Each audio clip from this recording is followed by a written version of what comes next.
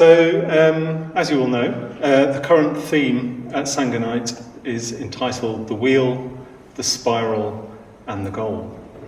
And up till now, we've concentrated exclusively on the wheel of life.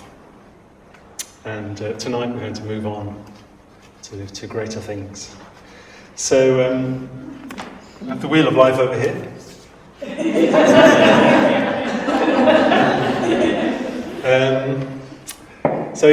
We've seen that the wheel of life is a dramatic depiction of the ultimate vicious circle. So it shows how we spend our life going round and round in the same old circles, endlessly cycling between pleasure and pain, happiness and sadness, ups and downs. And we've seen that at the centre of the wheel, right at the centre, is greed, hatred and ignorance. So greed, hatred and ignorance are what fuels, what drives the wheel of life to go round and round. And we've also seen that the wheel operates according to the law of karma. So that's when we allow our past self and habits to determine our present actions, to drive our present actions. And then our actions in the present create our future self, our future habits, and of course those become our past self again. So we go round and round, forming deeper and deeper ruts, which we call our personality. And we've been using the analogy of a computer game. So, a computer game in which we're in a castle. It's a castle with many chambers. So the Wheel of Life has 6 realms, 6 chambers. There are tunnels, corridors, fascinating adventures to be had, battles to be fought, points to be accumulated. And we get very caught up in the game of life. But we actually miss the point. So the whole point of the game is to get out of that castle. And last week, Vidanya gave us some clues about how we can do that. So he said that the first task is to find our way to the human realm. So in the human realm, we're basically a relatively happy, human, rounded individual. There's just enough suffering in our lives to motivate us to change, but not so much that we're sinking in it. And there's enough wholesome pleasure to keep us going, but not so much that we get completely intoxicated in it. In the human realm, we're able to face challenges, we're able to take responsibility, and we're able to form positive friendships and cooperate with others. So that's the first task. And then Vidanya told us that the second task, once we're in the human realm, is to crack the secret code. So around the rim of the wheel, there are all sorts of intriguing pictures, hieroglyphics, which are a bit of a code. So the second task is to crack that code so that we can find the hidden door. So that door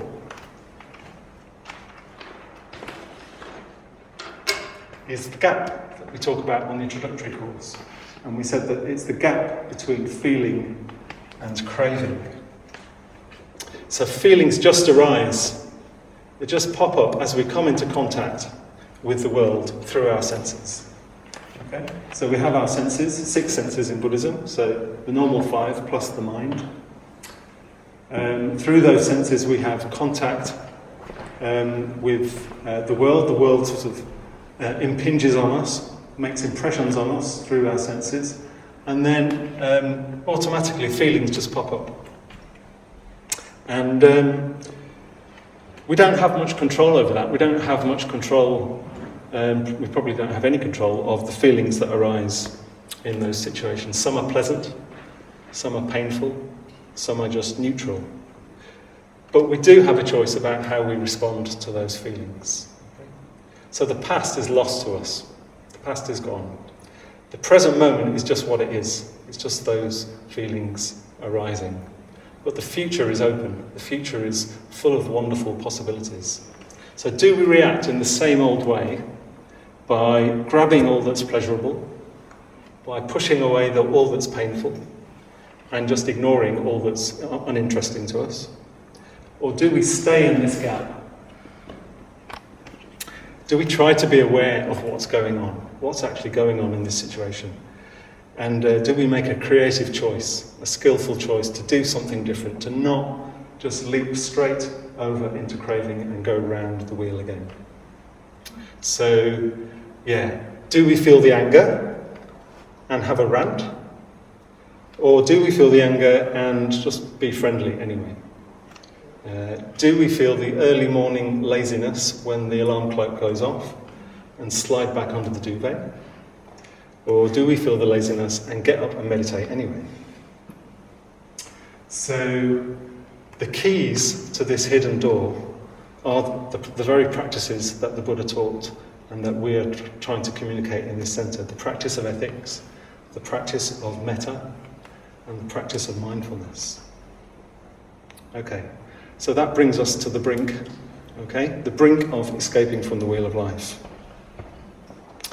And so where it leads us is to what we call the spiral path. Okay.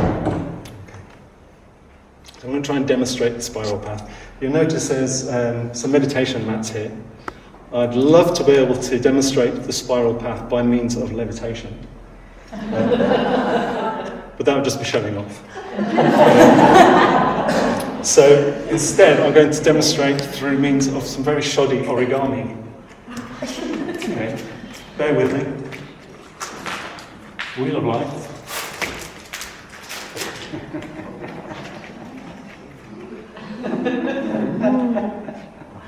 Okay.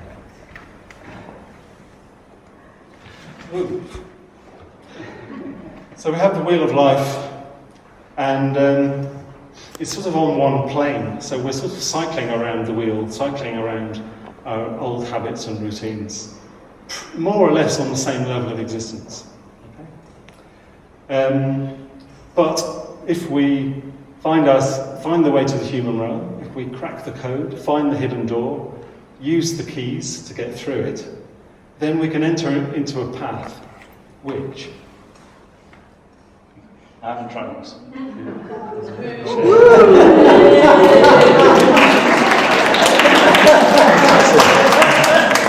Which spirals up into a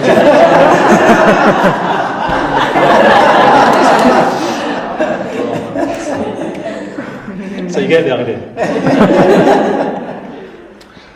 So this spiral path represents a different type of mind. A very different type of mind than the one we've been talking about with the wheel of life. It's a different mode of being, a different dimension of consciousness, a whole different approach to life.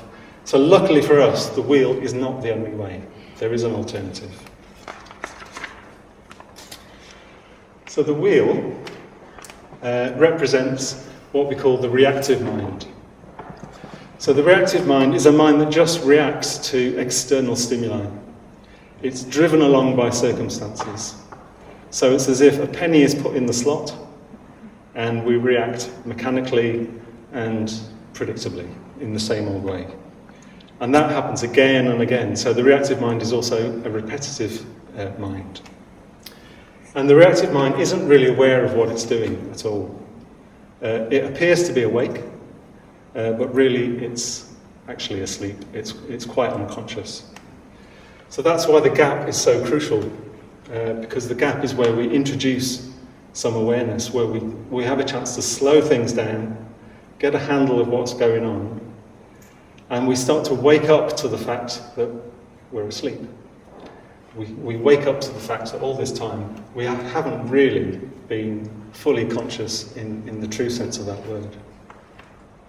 So the spiral, which I so elegantly demonstrated, represents what we call the creative mind. So the creative mind is a mind that can take responsibility for determining its own life. It isn't just propelled by stimuli. It can act in its own best interests, whatever the stimulus. So in that sense, it's a truly independent mind. And rather than being pre-programmed, it can act spontaneously.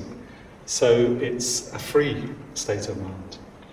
And the creative mind can be part of the solution by contributing more and more positive emotion to the world. So it's aware, alert, warm, full of vitality. So there are these two modes of being, reactive mind, creative mind, represented by the wheel of life and the spiral path. And when we start to apply the brakes to the wheel, find the gap and introduce some awareness, then that's a really precious opportunity. It's an opportunity to move away from reactive mind and move towards creative mind. So a lot of Buddhist texts, particularly some of the earliest texts, can come across as quite negative. The languages of stopping craving, extinguishing the causes of suffering. So nirvana, the literal meaning of nirvana is extinguish. Cutting things out, leaving things behind, getting rid of the hindrances, that sort of thing. But actually the real spirit of the Buddha's teaching is incredibly positive and optimistic, actually. And this is something that Sangha, who founded this movement, has really tried to re-emphasize, because he sees it's really, really relevant to people in the modern world.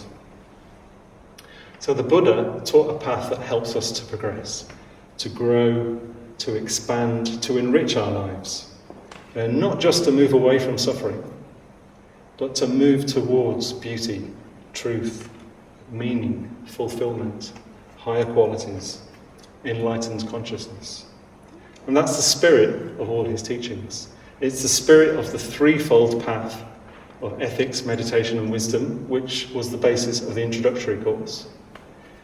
And it's the spirit of the Noble Eightfold Path, which was the framework for the follow-on course. And it's also what the spiral path is all about.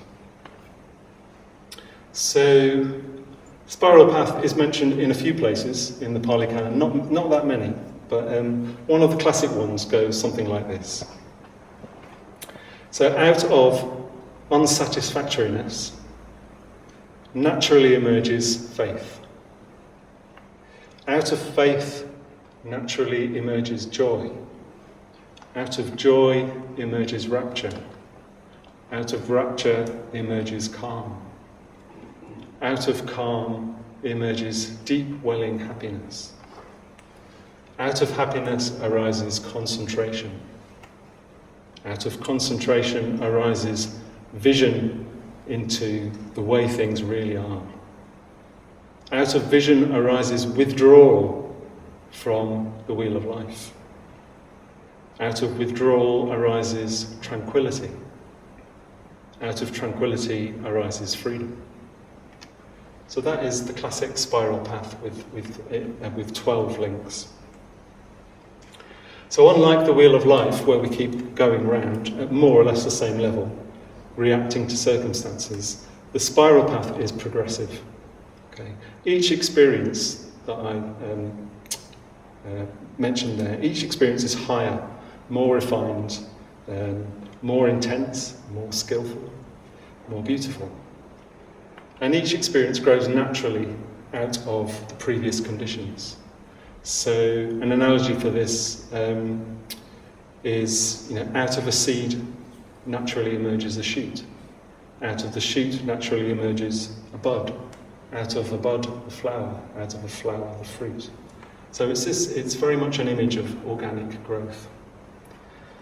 And when we find ourselves on the spiral, it can feel as if we're building up a momentum that is gradually taking us naturally away from the gravitational pull of that wheel of life.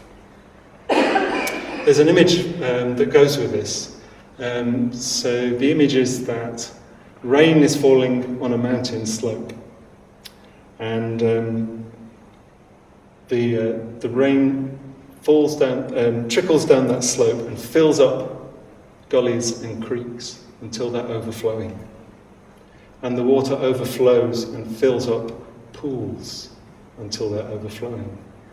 And then the water overflows and fills up lakes until they're overflowing. And then streams and rivers, and finally the great ocean. So Bojanaga gave me an alternative modern image, which is like a champagne fountain at a wedding, but I suppose an upside down champagne fountain, where all you really need to do is just keep pouring the champagne into the glass at the top, and then it just cascades down. So as long as the rain keeps pouring, as long as the champagne keeps pouring, the rest, in a way, will take care of itself. So what is the rain? So we need to go back to the beginning.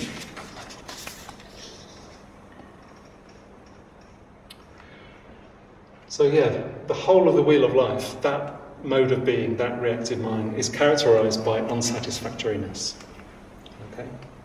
So all these habits, all these things that we chase after, they might give us temporary pleasure, but they will not give us the deep, lasting satisfaction that deep down we all long for.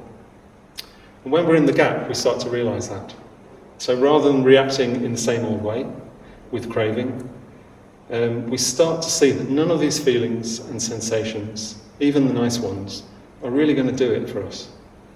Even if we could magically arrange our lives so that we had everything exactly the way we wanted it all the time, no change, we'd still have that sort of nagging itch, which was reminding us that life could be so much more, life could be so much better. There'd still be that sense of frustration, that sense of not quite belonging, not quite fitting, that sense of greater expectation. And that awareness of unsatisfactoriness is really, really precious. It's not always pleasant, but it's really precious. Without it, we wouldn't bother about growth. We wouldn't bother about Buddhist centres, we wouldn't bother about spiritual practice, we wouldn't bother about higher truth, beauty, meaning, because we'd be okay. We wouldn't be open to an alternative. We wouldn't have that inner voice crying out that there must be something higher, something deeper, something better, something more. There wouldn't be that voice crying out, I could create a better world by my choice of actions. I could grow in the same way that the Buddha grew. I could follow in the footsteps of the Buddha. So because we have this awareness of unsatisfactoriness and this inner longing for growth, to follow in the footsteps of the Buddha, when we come into contact with something higher than us, when we get some glimpse of who we might become, when we see some signpost pointing to a more beautiful way of being, we respond. Okay? We say, yes, this is what I've been looking for. It's as if there's something coiled up tightly within us, that's released when we have that encounter. It's as if we leap out of ourselves like a jack-in-the-box. Our hearts are lifted and we feel compelled to follow. That was actually very much my experience when I came into contact with Buddhism. It was at the tail end of a really distressing year of my life. A year in which I learned quite a lot of lessons about what I was doing wrong. And I got a sense of the direction I would need to move in to break out of that. But I didn't have a path. I didn't have a path to follow. I didn't have friends to help me. So I set off on a quest. And that quest took me to India. It took me to North India in the Himalayas, where I read my first Dharma books. And it very much felt like I was a jack-in-the-box. It very much felt like, oh, that's it! I feel sort of bursting out of energy. And then I was determined that I need to go into this more. And by means of a flyer in the Blue Moon Cafe, I found my way here, and the rest is history. So something in us responds to higher truth, to higher qualities, to deeper compassion, to greater beauty, to the freedom of the enlightened mind. And this faculty that we have of responsiveness in Buddhism is called Sraddha. Right.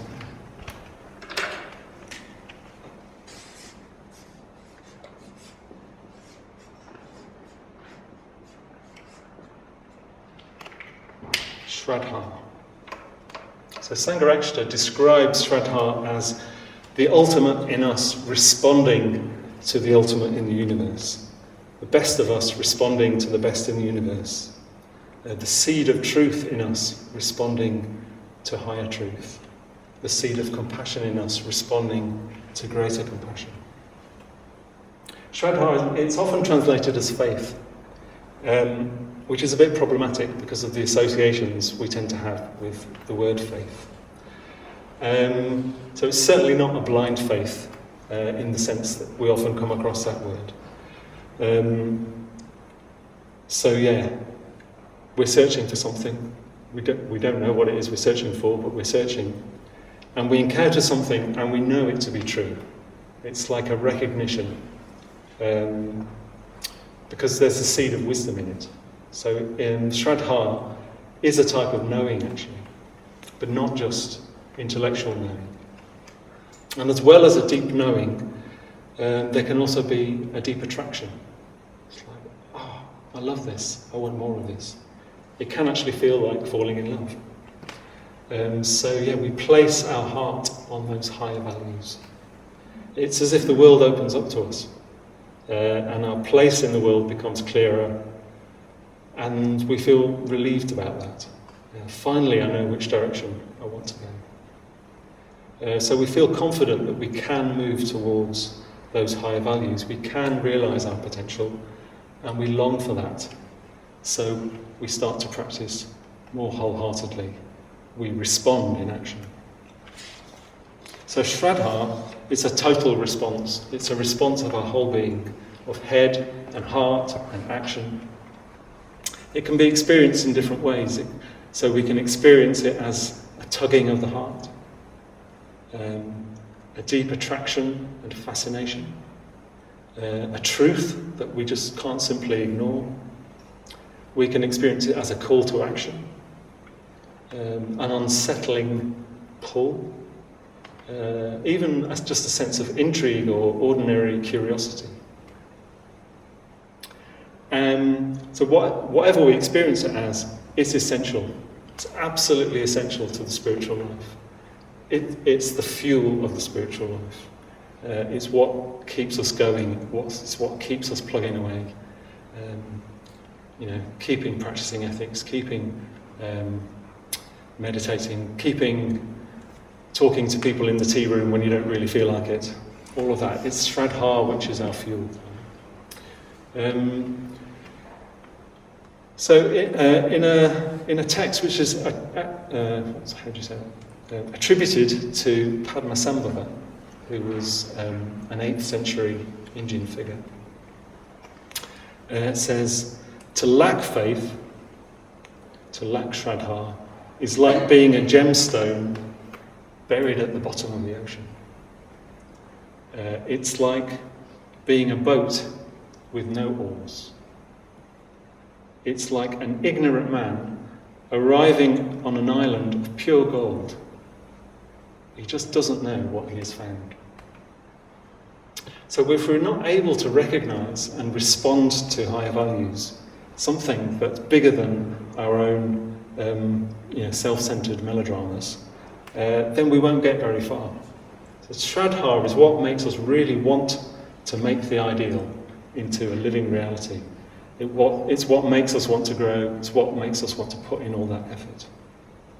And from the same text, once faith has dawned from deep within you, all virtuous qualities arise in a mountainous heap. So, because of that, it's really crucial that we find ways to recognise and connect with and strengthen Shraddha, this faculty of responsiveness.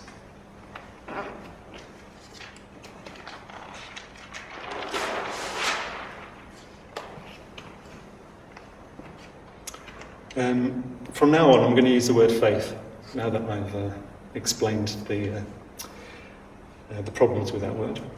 So, in every moment, we're faced with a choice. We're faced with a choice between reacting with craving, which is to go around the wheel of life, and responding with faith, which is to enter onto the spiral path. That's the real working ground for most of us, most of the time. It's not always obvious. This came up in our discussion group last week. Situations come up and we stay in the gap, but it's not always immediately obvious what the different thing to do is. And we're faced with that choice again and again and again. So it's a whole area that we're chipping away at continually. It's like we're trying to deepen a groove in our being that more and more leads us in the direction of faith. It makes us turn left to business class. And it won't work every time. I pretty much guarantee that it won't work every time. Many times we'll just find ourselves whizzing around the wheel again. That's okay, so we forgive ourselves and we try again. So that's a question we can ask ourselves in any situation. Not just, how can I avoid reacting with craving? But how can I find my way back to faith? How can I find my way to Shraddha? So a couple of examples from my experience. So my partner lives in India. I don't see very much of him. And I long for lots of emails from him. And I don't get many. So I have this experience of opening my email inbox. No email again. And usually, I don't like that. And very often I get angry. Sometimes I get angry with him. But occasionally I stay in the gap. I don't do that. I might do the Metta Bhavana. I might include him in my fourth stage of the Metta Bhavana.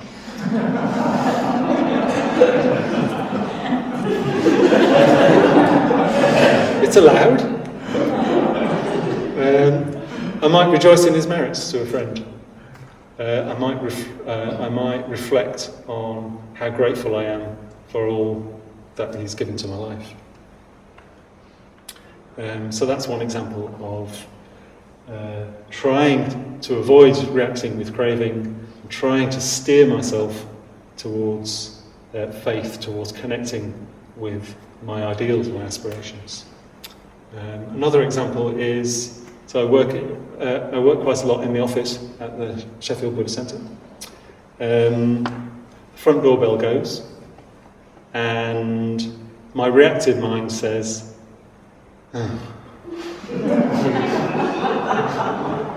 someone else will get that. And sometimes that's what I do. But then other times I think, no, I'm going to be the first to answer. Today I'm going to be generous. I'm going to answer. I'm going to respond to the call. And very often it's really satisfying, because it could be, for example, it could be someone who's come to the Buddhist Centre for the first time. They want shown around the building. You show them around the building. As you talk about what this place is about, you feel faith arising. So that's a much more creative response than sighing and getting on with my paperwork. Okay. My experience is that when I find my way back to faith, to Shraddha, I always feel more connected somehow. I always feel more motivated, and I always feel more confident. So traditionally in Buddhism, faith is directed at the Buddha himself. Okay? We have a conviction that the Buddha embodies a goal that we want to move towards. It's directed to his teachings, and it's directed to the Sangha.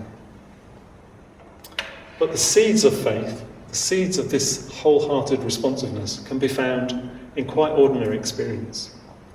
Very often that's where we need to start. So a trap I've fallen into, and I know from speaking to others that others have fallen into this trap, is convincing myself that I haven't got faith because it doesn't look like or feel like what I think it should be. I should feel full of faith during a puja every time. I don't. I should feel full of faith after meditating, sitting down to meditate, working on my mind. I should feel full of faith. I don't always. I should feel faith while reading a Dharma text. I should feel faith staring at a Van Gogh or listening to a Bach concerto. There's really no point in pretending to be inspired and uplifted by things that actually aren't doing it for you. Okay? In a way, there's nothing worse than sort of having a facade that, oh, I'm really into high arts and my favourite is...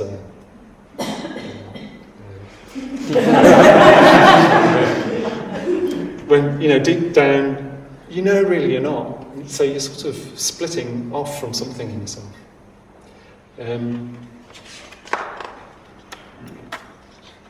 Nothing wrong with Van Gogh or Bach, by the way. It just might be that at the moment, that's not where you're at. So what is it that really does it for you? What activates you? What sparks you off? What magnetises you, makes your heart soar, makes you respond? Where is that moment when you find yourself, you experience yourself almost as a different being? When is it that you feel at one with things? When the veil between you and the world just wears thin and something else shines through. What is it that when you're talking about it, your eyes light up, the weight drops away, the clouds disperse, and the sun comes out?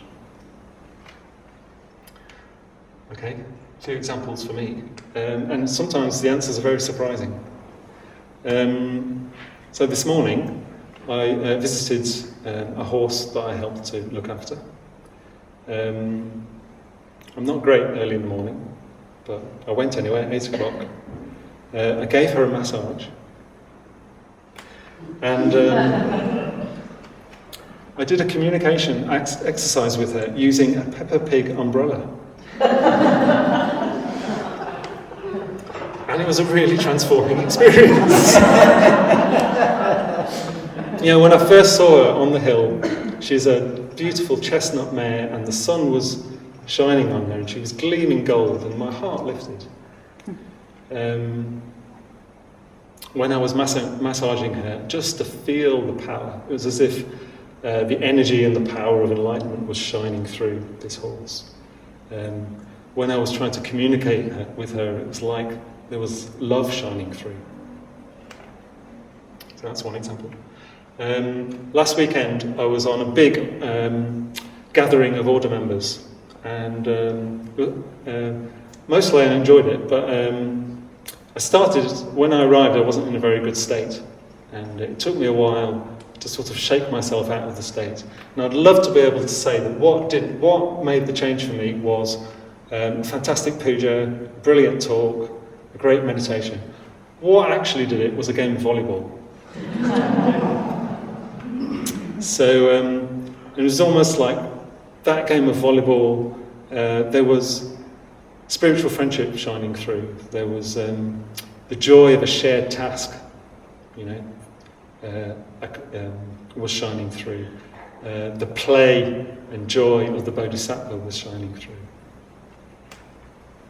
And the final example is earlier this year I led a pilgrimage in India and I got some feedback when I got back, which was from Susan actually, and she said, "You're completely different in India. You seem much more playful, much more joyful, more spontaneous."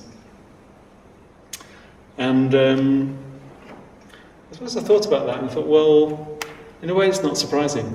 I went to India as a 20-year-old and that's where the world opened up for me. That's when I really sort of contacted my motivation to try and contribute something positive to the world. So it's like when I go back to India, it activates a different part of me. And I was challenged by my chapter to how can you bring more of the Indian Maitridasa into Sheffield? And out of that actually came the relationship with this horse. So those are some examples. Communication exercises with horses, volleyball. It doesn't sound that elevated, does it? It doesn't sound that spiritual. but it is what does it for me. Those experiences are what activates me, sparks me off. So where is the juice for you? Notice the moments in your own life, in your own experience, where something shines through, where it's almost like you're doing an activity and it doesn't have to have an aim. You just enjoy doing it, and it connects you with something deeper. And don't dismiss them as trivial and unspiritual. Don't sort of leave parts of yourself behind. And when you notice that responsiveness in yourself, really sort of try to put yourself in conditions where you can get more of that responsiveness, and try and strengthen it. So when we do this, it just naturally overflows into our spiritual practice, and starts over time to become directed at spiritual goals. After a morning spent with this horse, I come into the centre, and that enthusiasm, that juice, just overflows into my work in the centre. So different things activate different people. There are as many ways onto the spiral path as there are people, which is great. So is it the beauty of nature? Is it time with good friends? Is it devotional practice? Is it seeing others making efforts and growing and transforming? Is it Beethoven or is it Bowie? Is it Tolstoy or is it Tolkien? Is it Picasso or is it Harry Potter? Is it ballet or is it a great free kick? So search for that thing that really gets you going. Enjoy it, look into it, find out what it is that's shining through from beyond, and try and bring that onto the path with you.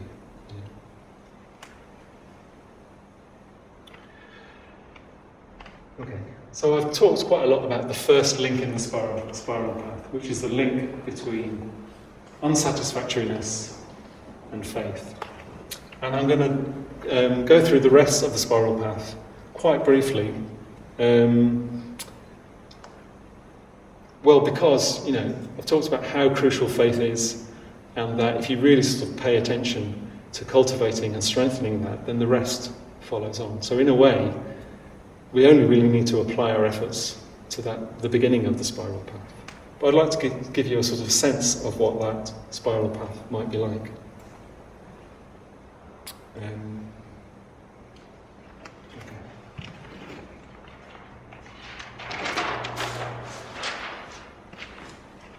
So we have the Wheel of Life, and we have exited through the hidden door. We've entered onto the spiral path. We've found some way to connect with faith, with Sraddha. So out of faith arises joy, or sometimes it's called satisfaction. So we have that enough juice and inspiration to keep us practicing ethics as fully as possible. We know what our life is about, and we live a life that's more in line with our ideals, and that is satisfying. It's as if there's more of us on board. There's less to feel bad about. So naturally, when we live like that, we become more happy, we become more deeply satisfied, more open, more carefree, more at ease, actually. Otherwise, why would we bother? If we're not experiencing a certain level of joy and ease, if being a Buddhist is just making us serious, guilty, uptight and tense, we're probably better trying something else, to be honest.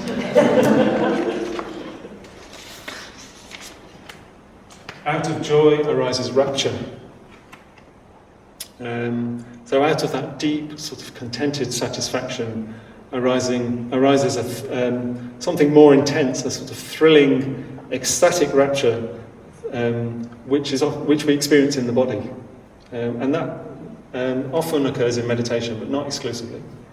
We might burst into tears. Tears might start rolling down our cheeks. Shivers might come up our spine. Our hairs might stand on end. So there's a lot of our energy is locked up in inner conflicts. And when we're more at ease, when these conflicts dissolve, all that energy starts to surge upwards, and we feel it in the body. Out of rapture emerges calm. So gradually our consciousness expands so that we can contain all that energy, and we can experience a profound stillness and lightness. Out of calm emerges bliss. So out of this calm, happiness can just start to well up from deep within you. So the physical effects have sort of subsided, and you're just left with a purely mental and emotional experience of happiness. It's as if our energies are all flowing in the same direction down a great river. None of it's being wasted anymore in chasing, escaping, and dealing with negative emotions. And feelings of love and joy and peace just naturally bubble up. Out of bliss arises concentration.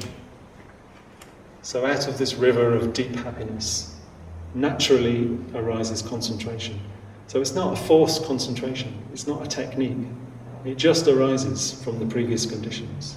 So a truly happy person, a person who's really at ease with themselves on the world, will naturally be concentrated because they're not searching for solutions anymore.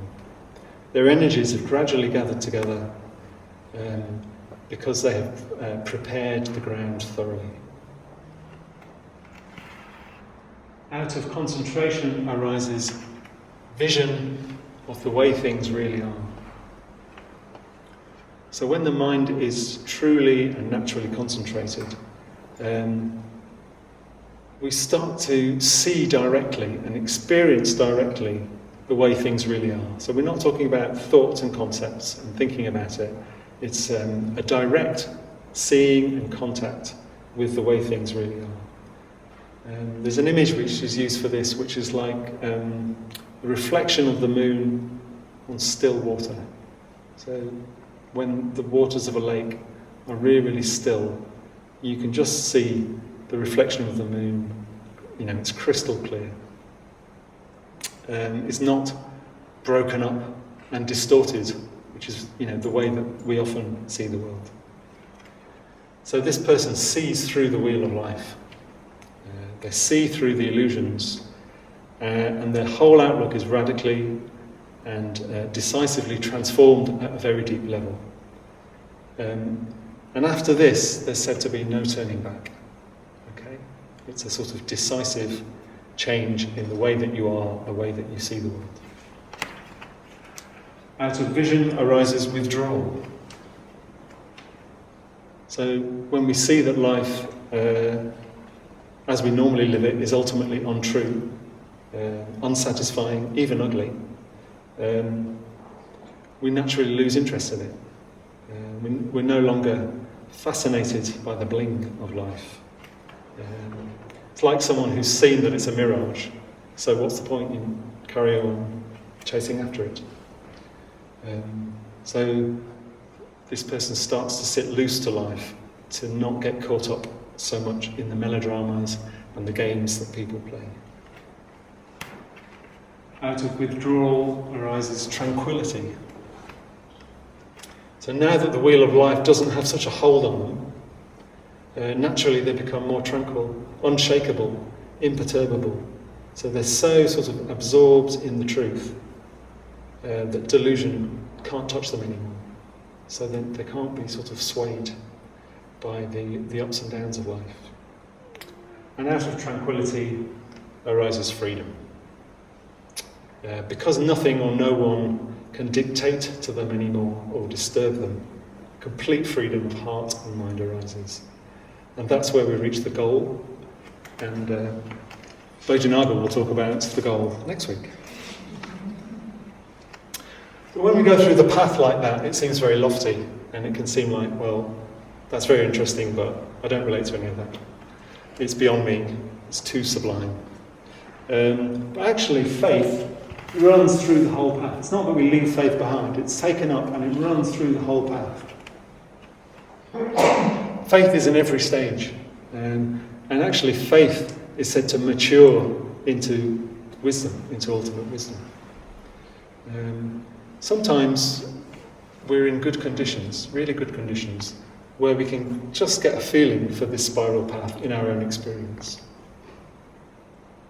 So I talked about being on a gathering of order members at the weekend, and I arrived in not a great state. I felt quite sad. I felt very insular, pensive, frozen, a bit closed.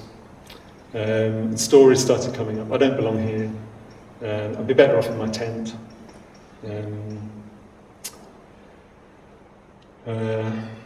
Why is no one coming to talk to me? Why is he wearing that? I'm sure she just frowned at me. And then I tried to introduce awareness into that situation. And really it was just awareness that I'm going to be here for 4 days and this really isn't going to be much fun if I carry on like this. I need to find my way back to Sraddha somehow. So the next day I got up, and in the morning I found myself sitting with 400 order members in a big tent.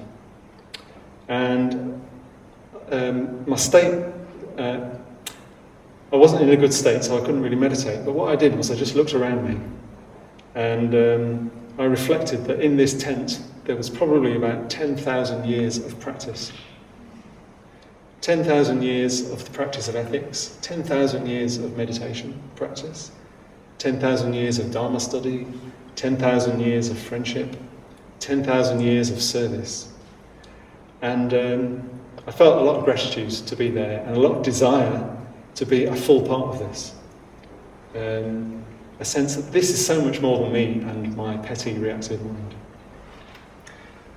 After meditation, I found myself serving breakfast with a team of people. And that was great because then I had a chance of experiencing myself as contributing to that. After breakfast there was a talk. I heard a Dharma talk. It was a great talk. And my response was, oh, this makes absolute sense. I felt emotionally uplifted. I felt inspired to practice more deeply. This is what I want to do with my life. Then I had the game of volleyball, which I talked about earlier. And after the game of volleyball, there was a choir recital, which was beautiful, pleasing, calming, uplifting. After the choir recital, we all got back together in the tent, and there was a series of rejoicings in the good deeds done by various people at Adhisthana. And I just felt like I was bathing in all these qualities, service, all these people who've taken responsibility, energy, such generosity, such clarity. And again, I felt motivated to live that sort of life. Later on, we welcomed 30 new order members to the order in a sort of rousing celebration of joy. And I just had a sense this is a vital, vibrant Sangha. It's growing and the world really needs this. Then there was puja. So that experience of 400 people reciting in one voice verses of dedication, of devotion and aspiration. So a sense of unity and one-heartedness. And I felt I really longed to be part of this. This is where I belong. And then after the puja there was silence. And I felt very calm, very concentrated, very contented, full of energy, and just with a much clearer perspective. So that was definitely a spiral day. Yeah. Just to reinforce the point that I made earlier, that it's not a once and for all thing. The next day wasn't like that. I sank back into less helpful stories, less skillful choices. I closed off again. And that was very much a Wheel of Life day. But the experience, the memory of the spiral days stays with me. Just finish off now. So just finish with a word of caution. So the spiral path is a metaphor. Okay? It's not actually like there is this rigid, fixed staircase which we're ascending step by step. We're not just on a path to somewhere. The path itself is all about growth. The path is growth. this gradual upward movement, unfolding, opening out, growing, expanding, enriching. It's not a smooth journey. The process of growth can be messy, unsettling, complicated, 2 steps forward, 3 steps back. But it's definitely a journey worth making. To know what your life is about, to make effort to realise your potential, to be part of a Sangha that's collectively striving to raise the level of consciousness on this planet, to experience ourselves in ways we could have never imagined. It's definitely worth it. Padmavajra said to me recently, if you really saw what you'd got, you'd be constantly singing and dancing. Yes, it's tough, but if I didn't have this, where would I be? That really struck home. So there's nothing more wonderful for me than experiencing this process of growth in myself and seeing it in others. In fact, when we experience ourselves growing in this way and unfolding, there is something of ultimate reality in that. Within the experience of growth and unfolding is the experience of emptiness, the experience of no fixed self, of openness, of mystery, of wonderful possibility, of freedom, of the goal. And more of that next week. Thank you.